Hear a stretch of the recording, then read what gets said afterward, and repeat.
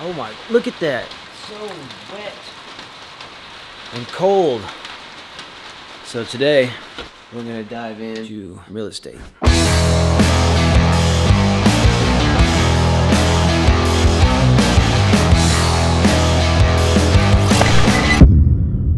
What's up everybody, and welcome to Teaching Tuesday, where I teach you step by step how to edit and take real estate images. The reason I chose these photos is because this is a common problem with older homes that have a lot of brown everywhere. Now there's a lot of updates, not in this photo, but there's a lot of updates throughout the home that made it a little easier, but it was a log cabin, and you have brown cabinets, you have brown ceiling, and you have brown brick floor. These are common issues in older homes, which if you want to be a real estate photographer, you can't just choose to do the big, huge, everything's white and pretty and all that stuff that makes our job very easy. You have to do these as well. So you have to know how to do it to be successful across the board. You don't want some of your images, the easy ones, to look really good, and the ones that are hard to look like you could barely do it. So this is gonna help you step by step. So if you look up here, my standard settings, I have live view on in my camera. I use a Nikon D850. So the live view is on 1/5 of a second, my f-stop at 6.3. My entire shoot, 90% of the time I always leave the f-stop at what it is, unless I'm outside, and then I can adjust that to if it's really sunny. My ISO at 400. That's where you start off. The only thing you should be adjusting while you're taking your photos at the property is your shutter speed. So I use a 20mm. The 20mm is plenty. Sometimes, especially in bathrooms or small bedrooms, I wish I had like a 15mm, but 20mm works. And if I scoop back far enough out of the door, it's usually how you have to shoot it, it works. And nobody has ever complained, oh, I wish it could be a little wider. 20mm works just fine. Let's do your basic adjustments. Now remember, this is the ambient. The ambient you shoot first, then your flash shot, and then your window pull and your safety shot. Always shoot your safety shot. Get in the habit of shooting your safety image for the windows, because you never know. Like this one, I'm pretty sure I'm gonna have to use it because the windows were so dirty that when I did the window pull, it just looked disgusting. Okay, so my ambient shot looks pretty decent actually. The browns aren't too brown. It doesn't look all nasty. Now I know the rule of thumb is to have it a little right of the histogram, but what I'm looking at is the detail right here, underneath here. It all looks really good, okay? If I go any more, the sun was so bright out there that it will start doing a lot of nasty light stuff and blooming around the window. So I wanna keep it where it is. Go to the flash shot. Now look, this is the problem that you have. You get orange, brown light everywhere on top of what already is brown and orange in the photo, on the wood and all that, so you have to make some adjustments. Now, what I knew would work, because I've done this so many times, is that the light plugs are usually white, or in this case, the sink, I have curtains, there's things I even have up at the very top, I have a smoke detector that I can use my little dropper and click on. So let's try the smoke detector and see how it works. Now watch. Just a little darker, but it's almost perfect. Make sure, if you're not going to go through the trouble of putting your light on a stand, when you're trying to hurry, if you got a lot of jobs lined up, you kind of have to do what you can do and push through it. Make sure that you have a place that you can put that eyedropper and get your proper white balance. So I'm looking at this right here, the color of the counter, the color of the wood, everything's matching up really nice. It won't always happen this way. Sometimes you have to do a little more tweaking and pulling some of the oranges down, but in this case, it worked. So in this one, I have this window pull right here. Let's bring the highlights down. I could bring maybe the shadows up, but it's just not that great of a window pull. And then I have this over here. We'll try to make it the same exposure. That looks pretty good. Bring down highlights, bring up some shadows, maybe increase. Now remember, on this, I'm just looking at the window, and that's it. So right here, it's kind of hard. I'm looking at this tree out here. I want that to be, because that's really the key, like what your eye's gonna go to. Over here is not gonna matter as much. So we'll say that that works, and we'll try it and see. Sometimes it doesn't work, and you have to go back and readjust. So shift, click, and that will select them all. right click, edit in, open as layers in Photoshop. And this will bring in all your layers, every single one in the order you have them in, stacked on top of each other as layers. Now I don't know what other editing programs there are out there. I've just started off with Lightroom and Photoshop because they work effortlessly together. You can take all the photos, put them in Photoshop, do your editing and blending, and then bring it back in. So it's worth the $12 a month to have the CC, which is the monthly plan, the Creative Cloud, for me. And also, if you want to try it out for free, the link in the description, you can try it out 30 days, risk-free. If you don't like it, say, sorry, I don't want it. You don't have to. Cancel it. All right, so shift-click all the layers, go up here to edit, auto-align layers, and make sure this first auto, nothing else is selected, just the first auto. All right, so now we want to check our layers because you can see on the edge right here that it will adjust it a little bit, so it looks like it did that I didn't touch the stand or anything like that, so that's good.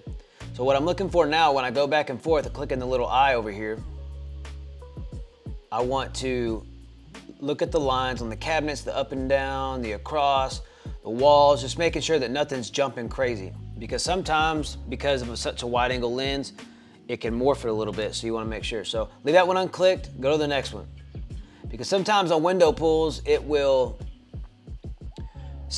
have trouble reading this right here, and it will jump funny, so you have to redo it. Sometimes you have to exit out of Photoshop and bring it back in. Or sometimes your best bet is to not auto-align at all, and it ends up lining up pretty good. All right, and then these two right here, yep, that's pretty good. All right, let's click all those back on. All right, so then we click the very top layer, Command J, which makes a copy of that ambient layer. Right up here in this little window, this is the blending modes. Go all the way down to luminosity. It's always at the bottom. Option or Alt, click. It puts a black layer mask right here. Option or Alt, click the layer mask. Okay, so I'm gonna go back up here to luminosity, hit my B button. Let's go up here to a round brush. Do 0 hardness. All right, and then if you push right above your enter key, the brackets to left or right, you can make it smaller or larger. So the flow is what is important here. You want your opacity set at 100. You don't want it to be at anything else, so you can 100% see what you're doing. If you are brushing and brushing and brushing and it's not showing up, then you're either not clicked on your layer mask, which is important right here. Like watch, I'll show you. If I'm clicking right here and nothing is happening, but look, right here, I'm marking red everywhere because my layer mask covers it up. So Command Z undoes that. Make sure you're on your layer mask. And then it'll go to black and white over here when you're on top of the layer mask. Click X to toggle back and forth between black and white. You want white to be on top because I want to paint white and reveal that layer mask underneath. Hold on, Command Z. So Shift 1, your flow, Shift 2, 3, 4, 5. So Shift and whatever number at the top of your keyboard will make it to the flow, which flow is, I do this mark, well, if I go more and more and more and more, it will stack on top of each other. So it's bringing some of that light in from outside, which is all natural. It's okay, don't be scared of it. And it's casting a shadow back from the light source, which is the windows. And then over to here, you don't want it to look flashy, you want it to be very natural looking. See how it brought, let me do an extreme version right here. Let's cover this back up. So see, this right here looks flashy. But if I push, I have the white brush and I bring it back, it brings in that natural shadow that was actually being cast from this direction over here. So it brings that in, it makes it look natural again. See about the floor, there's light coming in from outside. You have to pay attention to every little detail to make sure that it all looks natural, because you don't want one set of shadows on one side of the photo going this way and the other set going this way because you didn't blend them correctly. Now, you can see this blue, let's see. So now I clicked on my, if you notice on the luminosity, it made a lot of things brighter, but then it made the wood start to look kind of fake and weird. So that's what this normal blending mode on the layer mask of our ambient is for, is to bring in the actual natural color of the wood. Because when you do luminosity on wood like this, it starts making it look a funny color. So let's see. And bring back some of the orange color that is actually on the brick and the ceiling. See that bringing that orange back in? And it makes it look very natural. See how it made, let me undo that. See how the luminosity mask right here? Let's do a cover up. So that's the flash right there, okay? Well, then I go back and I want it to look natural. I don't want it to look flashy. Well, now I have this nasty looking color up top here. Well, to bring color back in is the normal blending mode. Luminosity is only light. Normal will bring in the natural color, the real color of what's underneath there. Let's go back 20% flow, and then I bring that natural color coming right. Look how it makes it look that warm again. Makes it look nice. And brings back in the natural color, and it makes it, there's some right there. Just brings back that natural warm looking wood, which is what we want. We want it to look natural. All right, so then now we have our window pool and our safety. Click both of those and drag them straight up on top of everything. So let's click this one, Option, Alt, Layer Mask. Remember on the window pools, always it's darken mode. And we can put our flow way up there and let's just see what it looks like. It makes it, sometimes it surprises me and it looks all right. So let's see.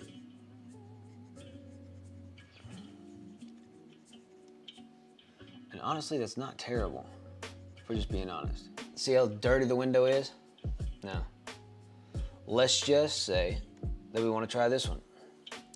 Now, on their safety one, you never change blending mode from normal, or I don't. Option, layer mask, Option or Alt. So now I'm gonna zoom in here and I'm gonna try this to see if it looks better. So push L and you'll have a polygonal lasso tool. It's a $20 word. Say I make a wrong selection. If you press delete, it'll go back one dot. And what I'm doing is every time I want it to be a point, I push down. See, I messed that one up too. I need to zoom in a little more.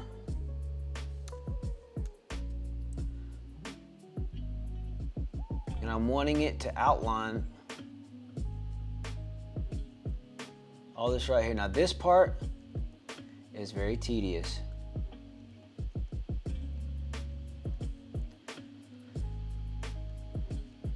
And so luckily, on this window, so I can go right up against that because it's black and it will not show up.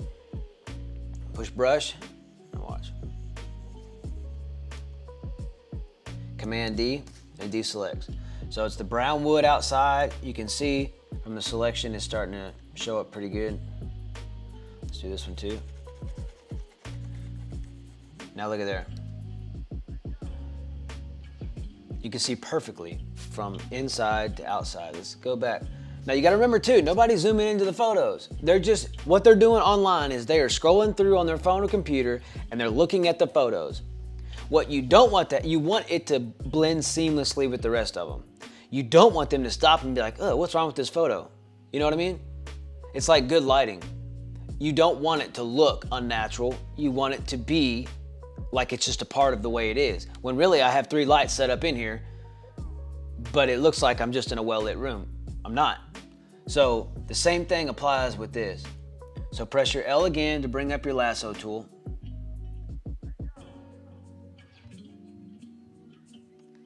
Not worried about that little trinket right there.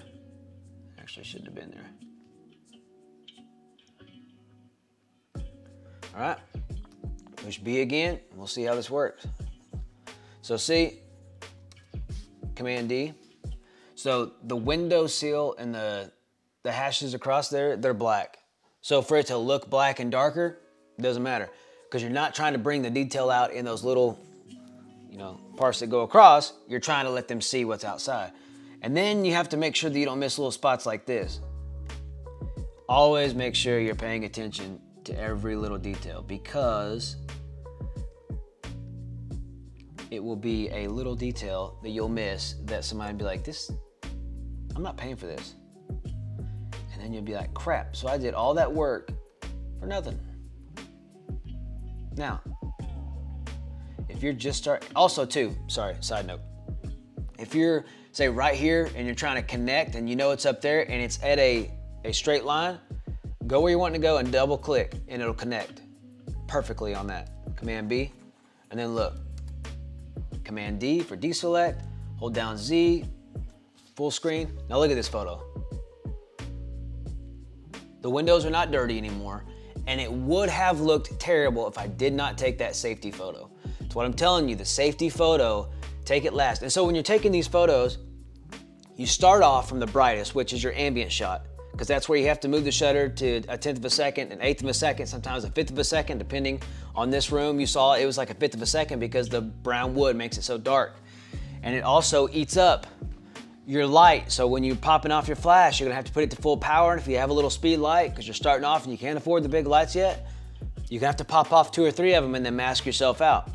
So if you're having trouble with that, let me know in the comments and I'll make a video addressing it. So now look, we pretty much right here, it's a very natural looking photo. You can see outside, so you flatten your image.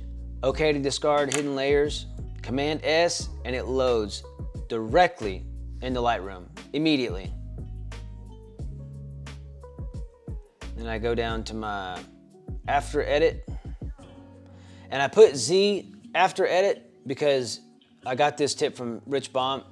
When you make your own little personal presets that you design yourself, if you push Z, or if you start it with Z, it'll put it at the bottom so you can know exactly where to be every time. Maybe a little bright. Let's bring down the brightness. Got some texture, some clarity, some dehaze. Maybe a little contrast. Got some sharpening. And also, when you're sharpening in real estate, if you hold down Option and you click the masking on sharpen, you can get just the edges of everything in the photo sharpened. So that's what I do. I sharpen it a lot, but only on the edges. And then to make everything look kind of smooth, luminance just a little bit, profile corrections. I crop it down a little bit too, especially if there's like a door like that. Just check with the edges of the cabinets, how it looks. Like that door was looking funny. So there you go, finished image. The wood looks natural. You can see outside, and this is deliverable, and this is how you're gonna stand out from competition, because if someone is doing the flambient technique, flashes, your flash, the blue color from outside, it will make a nasty color on the wood. And you being able to solve that issue above everybody else and being able to see outside, and you'll have this down quick, and you can just spit them out like that. And when people see your photos, they'll know it belongs to you. Once again, thanks for watching. If you haven't already, hit the subscribe button, click the bell notification so you can see every time I put out a tutorial like this. If you have a tutorial that you would like to see, let me know in the comments and I'll see what I can do. Thanks for watching. Hit the like button.